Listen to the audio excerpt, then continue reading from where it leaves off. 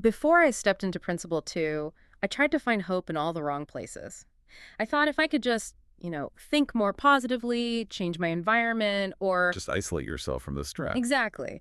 I thought if I did all that, my mental health would magically fix itself. But fake hope always runs dry. It really does. Real hope only arrives when we admit our powerlessness and realize we matter to a God who has the power to restore us. Hey everyone, welcome back to the conversation. I'm Jordan. And I'm Chris. We are just two peers who attend Celebrate Recovery at Peters Creek Baptist Church in South Park, Pennsylvania. Right. And just to be clear right up front, we are not the ministry leaders. We are just folks in the seats walking the road of mental health recovery together and sharing our journey with you today. Yeah, we're just here to talk heart to heart about this stuff, because if you're listening right now, you might be in that exact place I was, where you're trying to manufacture fake hope. Oh man, the fake hope. We all do it. We really do. And today, we're exploring the profound wisdom of blending our faith with professional mental health counsel, because there is this huge stigma out there. Especially in the church. Yes, this idea that if you go to therapy or if you take medication, you're somehow a weak Christian, or you just don't have enough faith. Which is just so incredibly damaging. It keeps people trapped. It does. It keeps people trying to white-knuckle their mental wellness all alone. And we want to completely dismantle that today. We want to look at the tools God actually provides for our healing. But, before we get to the real hope, before we get to the actual tools, we kind of have to look at the graveyard first. The graveyard of counterfeit hope. Yeah. We have to be honest about those weary, incredibly heavy places we go searching for emotional relief long before we ever find a real solution. Right, because you can't grab onto a rescue line if your hands are full of fake solutions. And the principles outline a few of these default strategies we deploy when the pain just gets too loud. So loud. First one is clinging to a new relationship. Now, obviously, we've all heard of codependency. Sure. But what's fascinating is looking at codependency not just as a relational dysfunction, but as a misplaced theological issue. Oh, I love how you phrase that, a theological issue. Yeah. Because what your internal world is just completely chaotic, like when severe anxiety or depression is just tearing through you, Yeah. the idea of finding another human being who can somehow save you, it's intoxicating. You think, if someone just loves me enough, this internal screaming is finally going to stop. You're basically outsourcing your mental health recovery to another person. Exactly. You are making a flawed, everyday person your higher power, which is an impossible burden for them. Totally impossible, because people make terrible saviors. They just do. Right. They have a bad day, Yeah. or they say the wrong thing, and suddenly your entire emotional scaffolding just completely collapses. Yeah. Because you never actually addressed the root of the depression. You just use the relationship as a distraction. Right. A Band-Aid. Which brings us to the second counterfeit hope. And it's kind of the exact opposite of codependency. It's retreating into absolute isolation. Oh, pulling up the drawbridge. Yeah, just locking the door. And it feels so logical in the moment, doesn't it? It really does. When you're wounded, your biological drive is just to hide. You want to make sure you don't get hurt anymore. You tell yourself, if I just cut off the outside world, if I don't interact with anyone who might trigger me or require energy I clearly don't have, I'll be safe. But the reality is, and we see this with clinical depression, isolation isn't just a symptom. It's a fuel source. Wow. A fuel source. Yeah, the darkness feeds on the isolation. It promises safety, but it's really an emotional sensory deprivation tank. Because there's no one around to tell you the truth. Exactly. There are no external voices to counter the lies your depression is constantly telling you. So you're just left all alone in an echo chamber with your own worst inner critic. And without any pushback, those lies become your absolute reality. You start believing you really are worthless. It's so dangerous. Oh, it is. But then there's the third one, and this might be the most common, insidious one of all. Hiding behind a fake smile and pretending everything is completely fine. The performance. The performance, just weaponized denial. And the amount of energy it takes to maintain that fake smile. It is so draining. It really is. Think about a sinking ship. Imagine a boat with a crack in the hull and water is just pouring in. Right. And you grab a roll of Scotch tape, you slap it over the crack, and you tell everyone on the deck, hey, everything's fine, I fixed it. And maybe it holds back a drop of water for like half a second. Maybe. But it absolutely cannot withstand the pressure of the ocean. The tape is going to fail. The boat is going to sink. And masking your depression operates the exact same way. It's not a matter of if the tape will fail. It's just a matter of when. The crash is structurally inevitable. So why do we do it? If you are a smart, capable person and so many people struggling are incredibly intelligent, why do we defend these flimsy pieces of Scotch tape so fiercely? Control. It always comes back to control. Real. Yeah, because when you're suffering from severe anxiety, your internal alarm is screaming that you have zero control over your reality. None. Right, you feel completely powerless. So a fake smile, that is something you can actively control, locking yourself in your bedroom. That is an environment you can completely control. Oh, I see. Admitting that you're deeply unwell and that you need professional help, that feels like voluntarily giving up the very last shred of control you have left. That is terrifying. It is. We defend these fake hopes because they are the only things keeping that terrifying vulnerability away. But they aren't real solutions. They're just decorations. So if you're listening right now, you probably know your own strategy. You know the exact script you use to convince your spouse or your friends that you're just fine. And that heavy, drained feeling you're carrying today, a lot of it is just the sheer effort required to keep that script running. So ask yourself, where were you trying to manufacture fake hope before you realized it wasn't working? You have to acknowledge it because the tape always fails. It always fails. And when it does, that brings us to the prerequisite for real hope. You have to admit the patches aren't working, which lands us squarely on Principle 1 and Principle 2 in Celebrate Recovery. The absolute pivot point of the whole journey. Yes, Principle 1 is tough, but it's so necessary. Admitting we are powerless, admitting that our lives have become unmanageable. It is the total dismantling of the ego. But let me ask you this, because I know people struggle with this phrasing. If someone is already crushed by depression, if they already feel like garbage, isn't telling them to admit they are powerless kind of dangerous? I get why people think that. Doesn't it just push them further down? No, and this is a really vital distinction. Admitting powerlessness is not admitting that you have no value. It is not saying you are defective. Okay. It is specifically admitting powerlessness over the illness itself and over the unhealthy behaviors you use to cope with it. Oh, that's completely different. Right. You are admitting that your willpower alone cannot rewrite your biology or heal your trauma. You are dismantling the illusion of control, not your self-esteem. So it's actually kind of a relief. It's a massive relief. Yeah. You are finally putting down a weight you were never designed to carry in the first place. It's the difference between saying, I'm a total failure, and saying, my current strategy of using Scotch tape is failing. Yes, exactly. Yeah. And once you clear that debris out of the way, the door wide opens to Principle 2. Which is where the hope comes in. Principle 2. Coming to believe that God exists, that we are important to him, and that we are able to receive his power to help us recover. Notice the specific phrasing there. It's so revolutionary. It isn't just saying, sure, a creator exists somewhere. The transformative part is that we are important to him. Yeah, that's huge. It's this deeply personal realization that you actually matter to God. And that is the exact moment where true hope is born. It replaces that exhausting cycle of trying to rely entirely on yourself. You realize you aren't just this isolated anomaly trying to fix your own mind.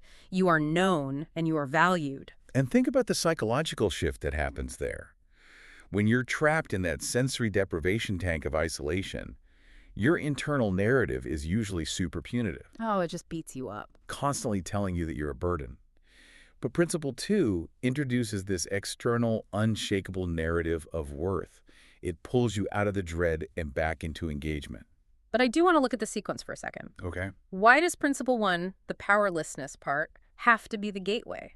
Why can't we just skip the hard part and jump straight to God loves me and will heal me? I mean, we all want to skip to the good part. Because if the ego isn't dismantled, we won't actually accept external help. We'll just fight it. Exactly. We'll try to filter God's help through our own need for control.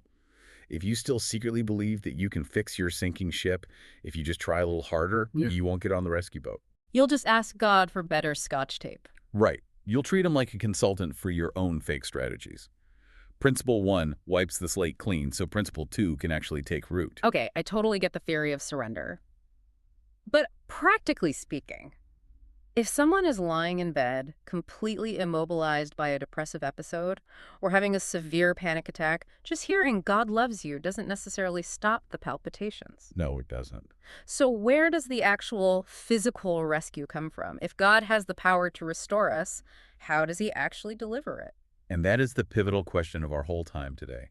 Because frankly, it is rarely a magic wand. Right. People pray for their depression to just vanish overnight, and, miracles happen. But that is not the standard operating procedure for human healing.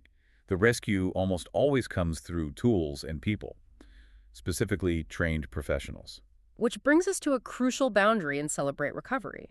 The principles lay down a very firm rule about the difference between a supportive spiritual community and a medical clinic. This is so important. It explicitly states that Celebrate Recovery is a peer-led fellowship. It is absolutely not a replacement for professional counseling and therapy. It's a profound statement of humility from the ministry.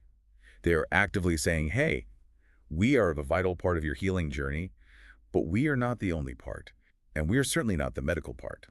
Blurring those lines is incredibly dangerous. I mean, a peer group is amazing for shared experience and empathy and spiritual support, but a group of peers sitting in a circle on a Friday night does not have the clinical training to diagnose a complex mood disorder or safely process severe trauma. Or manage pharmaceutical interventions. Treating a small group like a psychiatry office is a massive disservice to everyone involved. But let me play devil's advocate for a second, because I know people listening have heard this in their own circle. Sure, go for it. If we are genuinely leaning into our faith and we are confessing our struggles in a loving, scripturally grounded community, why isn't that enough? Doesn't relying on a secular therapist mean that my faith is somehow lacking? That exact misconception keeps so many people locked in decades of unnecessary suffering. We have to tear that idea down completely. Yeah, let's do it. Yes, the Word of God is the ultimate framework for our lives. But God uses doctors, therapists, and medicine as specific instruments of His healing. It's the whole rescue boat concept. Exactly. If you're stranded on your roof during a massive flood and you're praying for God to save you, and a rescue boat from the Coast Guard pulls up, You wouldn't just wave them off. no, you wouldn't say, no thanks, I'm waiting for God to part the waters. The boat is the provision. The Coast Guard is the instrument of rescue. Ignoring the clinical tools available to us isn't an act of superior faith. It's just stubbornly rejecting the rescue tools God provided. I love that so much. Spiritual community and medical treatment have to complement each other. They do not compete. Not at all. It's like, okay, it's the difference between treating a broken leg and learning how to walk again. The medical clinic sets the bone, puts on the cast, manages the pain. The spiritual community is the physical therapy. It's the relational safety net where you practice walking again with people who encourage you. It's a two-pronged approach. Precisely. They operate in different but completely necessary domains of your health. So, to make this integration really practical, Celebrate Recovery uses something called the Mental Health Recovery Agreement. Right. It takes this lofty idea of integrating faith and medicine and turns it into measurable daily action. It's a sacred commitment. I'm actually going to read our Mental Health Recovery Agreement verbatim right now. Please do. I will faithfully follow any treatment plans designed for me by my mental health practitioner. I will continue to take medications as prescribed. I will meet with my mental health practitioner on a regular basis to make sure the correct plan is in place. Those three promises are basically a masterclass in ongoing surrender. They really are. Because it's one thing to admit powerlessness in an emotional moment at a meeting. It's a completely different level of surrender to live it out by submitting to a clinical treatment plan every single day, especially when the treatment gets hard. And I want to zero in on that second promise, the one about continuing to take medications as prescribed, because there is a massive trap here. Oh, the biggest trap. I hear it all the time. Someone stops their medication because, quote, I feel better today, or I've been praying more and I feel a real spiritual breakthrough, so I clearly don't need these pills anymore. It's a total trick of causality. What do you mean? Well, you start the medication. The medication does its intended job by providing the necessary chemical scaffolding for your body. So because the medication is working, your mood stabilizes, your anxiety drops, and you feel better. Right. And then your mind, craving that illusion of control we talked about earlier, tricks you into thinking, look, I'm cured. I don't need the medicine. It completely ignores the fact that you feel better because of the medication. It's like taking down your umbrella while it's still raining, just because your head is dry. That is such a perfect way to put it, and the agreement provides this powerful reframe. It suggests that taking prescribed mental health medication is an act of stewardship over the physical body. Yes. It is no different than a diabetic taking insulin to regulate their pancreas.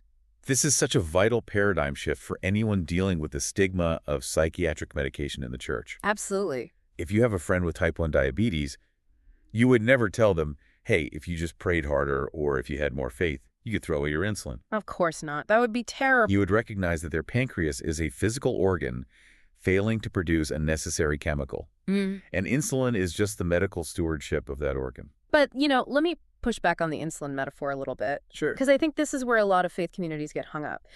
Insulin replaces a known, measurable, missing hormone. Yeah. Psychiatry isn't always that straightforward. That's true. Psychiatric medications often alter chemical reuptake in ways we don't even fully understand yet. It's a lot of trial and error. So isn't taking a brain-altering chemical inherently riskier? And isn't that why faith communities view it less as medicine and more as, I don't know, tampering with the soul? That is a brilliant pushback. Yeah. And it hits the root of the cultural fear perfectly. You are absolutely right. Psychiatry is incredibly complex. The physical brain is the most complex structure we know of. Yeah. So when you take a prescribed medication for your mental health, it isn't always a simple one-to-one replacement like insulin. Sometimes it's more like providing temporary scaffolding for a building while the foundation settles. Okay, I like that. It creates an environment where neuroplasticity can occur. It allows your physical pathways to rewire themselves alongside the hard work of therapy. So it's not necessarily curing the thought, but it's turning down the volume of the panic so you can actually process the thought. Exactly. The hesitation in faith communities stems from this complexity. But the recovery agreement frames it differently. It recognizes that while the mechanism might require trial and error with a doctor, the intent is still stewardship. Because the brain is a physical organ. Yes. It gets sick. It gets injured by trauma. Managing that injury with the best medical science available is not a failure of faith. It is actively using the tools provided to manage the risk. The alternative, white-knuckling it alone until you crash, has a guaranteed failure rate. Yes. So, to you listening right now, are you trying to white-knuckle your mental wellness alone because you think asking for professional counsel makes you a weak Christian? It's a question we all have to answer. Are you viewing your mental health treatment plan as a burden? Do you look at your pill bottle or your therapy appointment as a symbol of weakness? How would your journey change if you reframed it today?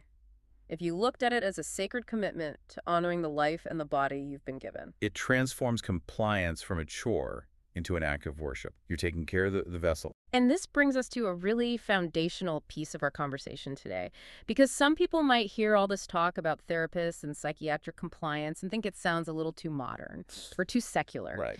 But this entire framework is anchored deeply in the Word of God. Taking advice from professionals isn't some new age trend. It is the biblical definition of wisdom. And this is where we really need to look at Proverbs chapter 12, verse 15. I'm going to read it right now. Proverbs 12.15. The way of a fool is right in his own eyes, but a wise man is he who listens to counsel. Right in his own eyes. Man, that is a devastatingly accurate description of human nature, especially when we are operating out of fear. Let's talk about that trap. What does it actually mean to be right in your own eyes when we're talking about mental health? Because in some circles, spiritual pride doesn't look like arrogant chest pounding. No, it wears a mask. It wears the mask of high faith. It sounds extremely pious. It sounds like someone saying, I don't need doctors. I don't need science. I just need Jesus. And on the surface, to someone who doesn't know better, that sounds like ultimate devotion. It sounds like perfect trust. It really does. But if we connect this back to the proverb, we see why the Word of God labels this exact mindset, not as faith, but as foolishness. Foolishness. Yes. When you dismiss the counsel of trained medical professionals, people who have dedicated a decade of their lives to understanding human psychology, and you decide that your own untrained, subjective assessment of your mental state is superior, you are being right in your own eyes. You are elevating your own judgment above objective reality. It's the ultimate form of spiritual arrogance wrapped in a Bible verse. It is, because depression and anxiety are inherently deceptive illnesses. They compromise the very instrument you use to perceive reality, your mind. Wow. Relying entirely on your own perspective when your perspective is clouded by trauma is like trying to use a broken compass to navigate out of a dense forest. You will swear up and down you are walking north, but you are just walking in circles. But our culture completely celebrates this. We love the narrative of the rugged individual who just pushes through the pain, who doesn't need anyone's help. How do we distinguish between healthy self-advocacy, knowing our own bodies, and just being right in our own eyes? Well, healthy self-advocacy is bringing your subjective experience to the table in partnership with trained counsel. It's saying to a doctor, hey, this medication makes me feel numb, let's adjust it. Right. Being right in your own eyes is firing the doctor entirely and saying, I know better than the medical community. The proverb cuts right through that romance of the rugged individual. It says a wise person actively seeks out people who know more than they do and actually listens to them. Which brings us right back to principle one, the humility of wisdom. Exactly. Admitting you need professional therapy or medication is not a failure of faith. It is a profound act of Christian wellness and humility. It is you actively letting go of the reins and saying, I do not have all the answers. That is what listening to counsel looks like. Okay, so having dismantled the theology of self-reliance and establishing that listening to clinical counsel is biblical wisdom, we have to pivot to where the rubber actually meets the road. The practical application. Right, because you can know all this in your head, you can agree with the theology, but practicing it requires an incredibly safe environment. Absolutely. You need a community that actually supports this kind of vulnerability, or you will default right back to the fake smile. Knowledge in a vacuum is fragile. If you learn to take off your mask in therapy, but then you walk into a church community that judges you for it, you can put the mask right back on. And this is where we get to talk about the relational safety net we are actively building every Friday night at Peters Creek Baptist Church in South Park, Pennsylvania. Yes. The goal is creating a stigma-free zone. And that takes immense intentionality. Imagine what it means to actually drop the mask. Imagine a culture where a peer can walk in on a Friday night, sit down in a circle, and openly say, hey, my therapist brought up some really heavy childhood trauma today, or my psychiatrist adjusted my medication, and the side effects are making it really hard to function this week. And they can say that without an ounce of fear. No fear of spiritual condemnation. No one in the circle is going to offer a cheap platitude like, well, have you tried praying harder?